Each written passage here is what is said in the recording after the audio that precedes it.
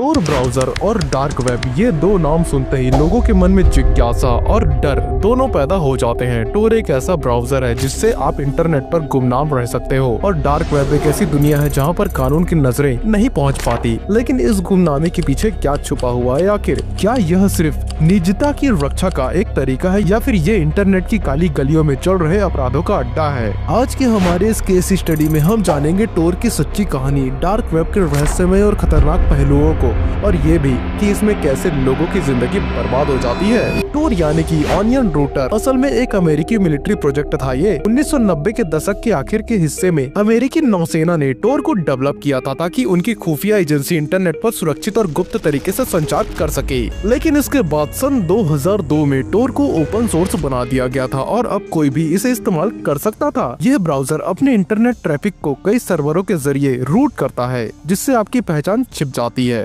टोर एक तरफ उन पत्रकारों, एक्टिविस्टों और आम नागरिकों के लिए वरदान बना जो सेंसरशिप से लड़ना चाहते थे, लेकिन दूसरी तरफ इसी गुमनामी का फायदा उठाकर अपराधियों ने डार्क वेब को जन्म दिया। इंटरनेट की ऐसी परत जहां पर सब कुछ गैर कानूनी है। यहां से आप ड्रग्स, हथियार, फर्जी पासपोर्ट और यहां तक कि हिटमैन सर्विसेज तक खरीद सकते हैं। और सबसे चौंकाने वाली बात तो ये है कि ये सब बिना किसी की नजर में आए हो सकता है। डार्क वेब की सबसे खतरनाक वेबसाइट थी सिल्क रोड, एक ऑनलाइन ब्लैक मार्केट जिसे 2011 में रॉस उल्ब्रिक्ट ने बनाया था। सिल्क रोड पर आपको बता दो कि बिटकॉइन के जरिए ड्रग और अवैध चीजों की खरीदी बिक्री हुआ करती थी। अमेरिकी सरकार को जब इसकी भनक लगी तो उन्होंने रोज को गिरफ्तार कर लिया। 2015 में रोज को आजीवन कारावास की सजा हुई। पर सिल्क रोड के बंद होने के बाद भी डार्क वेब बंद नहीं हुआ कभी भी। उल्टा और भी ज्यादा ब्लैक मार्केट सामने आने लगे, जैसे कि अल्फा बे और हंसा मार्केट। सबसे बड़ा सवाल यहाँ पर कि डार्क वेब पर आखिर मिलता क्या है, डार्क वेब पर क्या क्या बेचा जाता है, यह जानकारी को जानने के बाद आपका रुख कांप जाएंगे।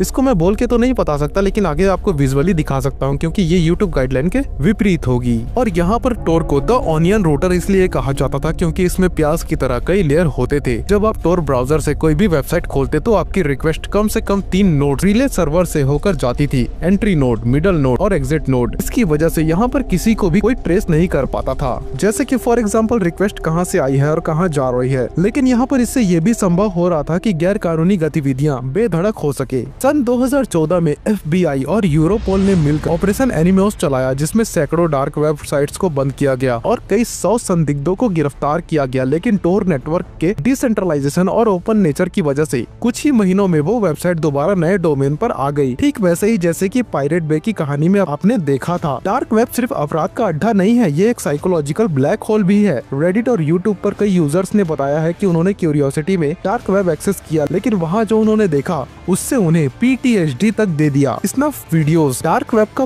पूरा अर्थशास्त्र क्रिप्टो करेंसी पर निर्भर करता है। बिटकॉइन की गुमनामी ने इन मार्केट्स को मजबूती दी, लेकिन जैसे जैसे गवर्नमेंट्स ने KYC और AML जैसे नियम कड़े किए, मोनेरो जैसे प्राइवेसी कॉइन्स का इस्तेमाल बढ़ा, जिसे ट्रैक करना लगभग नामुमकिन है। अब अपराधी मोनेरो ही पसंद करते हैं क्योंकि उसमें ट्रांजैक्शन ट्रेस नहीं किया जा सकता। अब यहाँ पर एक सवाल उठता है कि क्या टोर पूरी तरीके से बुरा है या फिर नहीं। टोर सिर्फ एक टूल है, इसका उपयोग अच्छा या बुरा पूरी तरीके से यूजर पर निर्भर करता है। पत्रकार इससे सेंसरशिप से बचते हैं, एक्टिविस्ट सरकारों से विरोध में बोल सकते हैं, विसल ब्लाउजर जैसे कि एडवर्ड स्नोडेन ने टोर का इस्तेमाल करके दुनिया को सच दिखाया। पर जब वही टूल हथियार और ड्रग्स की बिक्री के लिए इस्तेमाल हो तो उसका नैतिक सवाल खड़ा होता है। 2013 में एडवर्ड स्नोडेन के खुलासे से ये भी पता चला कि NSA और दूसरी एजेंसी टोर यूजर को भी ट्रैक करने की कोशिश कर रही है। उन्होंने कोरिलेशन अटैक और जीरो डे एक्सप्लॉइट के जरिए टोर नेटवर्क को पेनिट्रेट करने की कोशिश की। हालांकि टोर प्रोजेक्ट लगातार खुद को अपडेट करता रहा, लेकिन यहाँ पर इस बात से बिल्कुल भी इनकार नहीं किया जा सकता कि सरकार इस नेटवर्क को तोड़ने के लिए दिन रात लगी हुई है।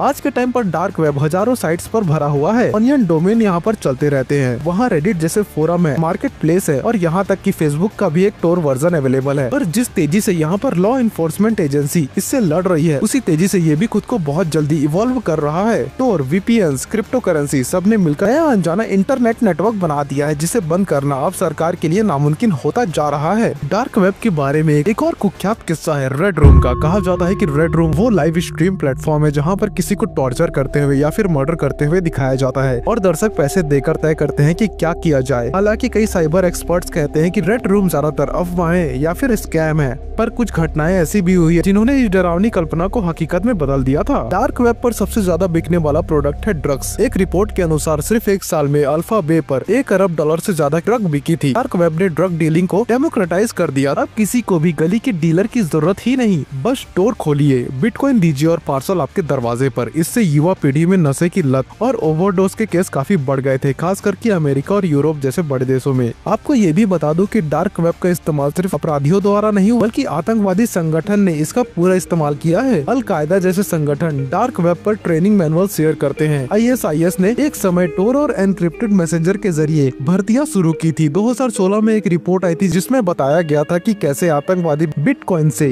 हथियार और फर्जी पासपोर्ट खरीदते हैं। यह सवाल उठता है कि क्या डिजिटल आजादी का मतलब अराजकता है? कुछ घटनाएं भी यहाँ पर मौजूद है जो कि डार्क वेब से जुड़ी हुई है, जैसे कि फॉर एग्जांपल एक अमेरिकी टीनेजर ने अपनी ही मां को मारने के लिए डार्क वेब पर हिटमैन हायर करने की कोशिश की थी। रूस और चीन जैसे देशों में सरकारें खुद टोर और डार्क वेब को वेपनाइज कर रही है, जैसे कि फेक न्यूज, हैकिंग और कॉइनेज के लिए। अभी रिसेंट में यानी कि सन 2023 में भारत की नारकोटिक ब्यूरो ने एक इंटरनेशनल डार्क वेब कार्टेल का भांडा फोड़ दिया था जो कि क्रिप्टो और टेलीग्राम के जरिए काम कर रहा था। तो यहाँ पर ये कुछ थे तथ्य डार्क वेब और टोर ब्राउजर के बारे में, लेकिन इसके और भी बहुत सारे पहलू अभी भी बाकी है जिनके बारे में मैंने इस वीडियो में नहीं बताया, क्योंकि डार्क वेब की दुनिया बहुत बड़ी है दोस्तों। इसको एक वीडियो में कवर करना बहुत मुश्किल है। आप इससे आजादी भी पा सकते हैं और अराजकता भी फैला सकते हैं। हमें सोचना होगा कि ऐसी टेक्नोलॉजी के क्या सामाजिक, कानूनी और नैतिक नतीजे हो सकते हैं। आपसे एक सवाल है, क्या आपको लगता है कि टोर और डार्क वेब जैसे तकनीकें बंद कर देनी चाहिए या फिर हमें इनका इस्तेमाल जिम्मेदारी से करना सीखना चाहिए? नीचे कमेंट करके जरूर बताइएगा। अगर आपने कभी भी टोर का इस्तेमाल किया है या फिर डार्क वेब के बारे में सुना है तो लाइक का बटन जरूर दबाएं।